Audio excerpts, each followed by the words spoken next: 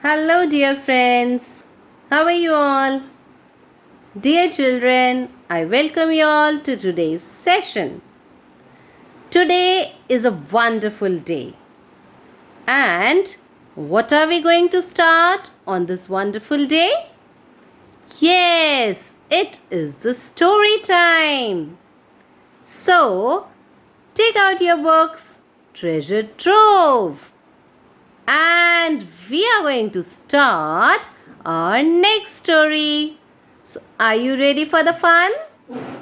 Yes, let us start. So, dear children, the title of our story today is The Friendly Elves. You know what do we mean by friendly? Yes, we are always friendly to whom we love. So, are you friendly with your friends? Obviously, yes. Do you behave friendly with your neighbors? Yes. In fact, dear children, we should always behave nicely and should be friendly to our known people. Now, let us see in this story what are these elves doing.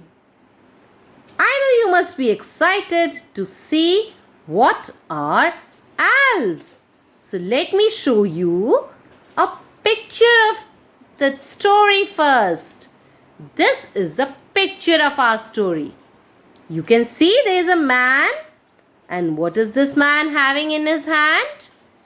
Yes, he is having a hammer. There is a shoe kind of base. Then this shoe is basically on his tool. There are nails on the side. A lady is working in the kitchen and the man is working in candlelight. Can you guess who is this man? What do you think?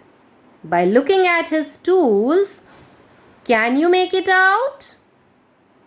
Yes, you all are right.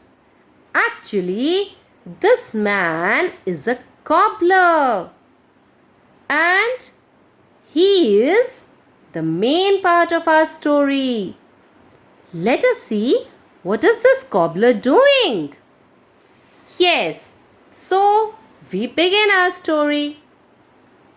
Long, long ago, in a small village, there lived a poor cobbler with his wife. The cobbler was old and weak, so he could not do much work. It took him almost 3 to 4 days to make a pair of shoes. The cobbler had a small workshop just outside his house. So, children, I hope you understand the setting of this story. Yes, the story is about a poor cobbler. And who lives with this cobbler? Yes, his wife. Where did they live? They lived in a small village. The cobbler was old. Old as well as weak. So he could not do much work. And how many days did he take to make a pair of shoes? Yes, it took him almost 3 to 4 days. The cobbler had a small workshop. Workshop means the work area where he used to do his work. Now let us see next. One day, as the cobbler sat in his workshop working on a pair of shoes, his wife walked up to him and said, "There is hardly anything in the house to eat. Even the shopkeeper refuses to give rice and pulses on credit anymore. Listen, please try to make more pair of shoes, and that too very quickly. We have no money left to buy leather." So we can see that the situation is tensed. Means it is difficult. The cobbler one day sat in his workshop. What was he doing? Yes, he was working on the pair of shoes. What happened then? His wife came to him. And what did she say? She said, there is hardly anything in the house to eat. Hardly means nothing much.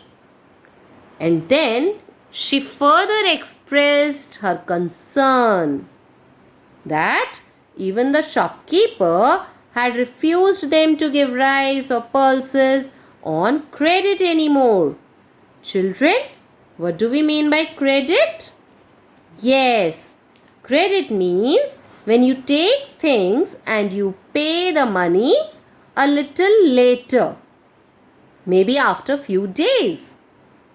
So she said that even the shopkeeper was not giving them anything. And then she requested the cobbler to make more pair of shoes, and that too very quickly. Why? Because they had no money left to buy leather even. Now let us see what happens when cobbler's wife had shared her worries. The cobbler sighed in despair and nodded. He urged his weak fingers to move faster and perform a long-awaited miracle to complete at least one pair of shoes in a day. That evening, he could manage to cut leather for only 2 pairs of shoes. Now children, let us understand till this. The cobbler sighed in despair. Despair means a very negative feeling. When you're very sad and you feel that everything is wrong and nothing can be changed, nothing good will happen, then that feeling is called the feeling of despair. So the cobbler, he sighed. Children, do you know what is sigh? Yes, sigh means to take a deep breath. I hope you heard my sound. Should I repeat? All right. This is called a bit of sigh. I made a bit more sound, but sigh means a bit less sound, having a deep breath. So the cobbler sighed and then he urged his weak fingers. Why weak? Because he was old. So he urged. Urge means when you try hard to do something. So he urged his weak fingers to move faster, right? And he wanted that some kind of miracle. Miracle means magic. And such a magic should be there so that he can at least complete one pair of shoes in a day. Now that evening, he just cut leather for 2 pairs of shoes. Yes, we can see this. The cobbler is trying to make a pair of shoes. And since it is evening, so he is working in the candlelight. Now let us see whether he is able to make the 2 shoes or not. Being tired, he left the cut leather pieces, promising himself to wake up early the next morning to speeden up his pending work. He had his dinner and went to sleep. So, what did the cobbler do? Yes, he decided that he will wake up early the next morning and he will speeden. Speeden means do something faster. He will do faster and complete his pending work. So he had his dinner and went to sleep. Now let us see what happens next. The next morning, the cobbler woke up well before the village cock crowed. and hobbled to his workshop. When he entered the workshop, he was amazed to see two beautifully stitched pairs of shoes. They were done up with bright embroidery threads and sequins. What a pleasant surprise it was for the old cobbler. So, wow, some sort of magic has happened. Let us understand these lines. So, children, when the cobbler went back to sleep, the next morning he woke up before the village cock crowed. CAWED. That is the sound of the cock. Okay? And he hobbled. Hobbled means when you walk in an awkwardly way. Right? Just assuring yourself. So he walked somehow to his workshop. And when he entered, what did he see? Oh yes, he was amazed. Amazed means happily surprised. So he was surprised to see two beautifully stitched pairs of shoes. That was wonderful. And they were so beautifully done with bright embroidery threads and sequins. Children, I hope all of you know sequins. Yes, sequins are small shiny crystals or discs that are taken to sew on clothes. So what a pleasant surprise it was for the old cobbler. So dear children, we saw that some sort of miracle had actually happened. Why? I don't know. But did the cobbler make those shoes? No, he had gone back home. So actually who made them? Let us see. The cobbler wrapped the shoes in a newspaper and rushed to the market. To his sheer delight, the two pairs of shoes were sold for double the usual price. He bought more leather from the money he earned and gave the balance money to his wife. That evening, after the cobbler cut leather in the workshop, he ate a stomachful meal and retired for the night with a smile on his tired lips. So let us see, what did the cobbler do with the shoes? Yes, he wrapped the shoes in a newspaper and rushed to the market. To his sheer. Sheer means great. And delight means happiness. So what was the great happiness, children? Yes, the happiness was about that the two pairs of shoes were sold for double the usual price. Okay. And then what did the cobbler do with the money? Yes, you can see in the picture. Right? He is selling the shoes in the market. And then he bought more leather from the money he earned. And what did he do with the balance money? He gave it to his wife. And that evening, they had a stomachful meal and they had a smile on their lips. Right? Why was the smile? Yes, because he had got enough money. You remember in the starting there was no food in their house, right? But now he had money, he had the leather as well, and he had good food. So we can see in this picture that the cobbler is selling the shoes in the market, right? Now children, how about doing a bit of grammar from this much portion?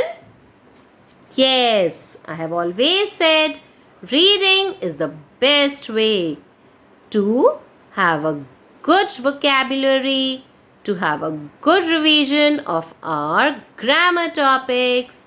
So let us see. So let us see children from the first paragraph. How about learning some antonyms and synonyms? Yes. So, tell me the antonym of poor. Yes, you all are right. It is rich. What would be the antonym of old?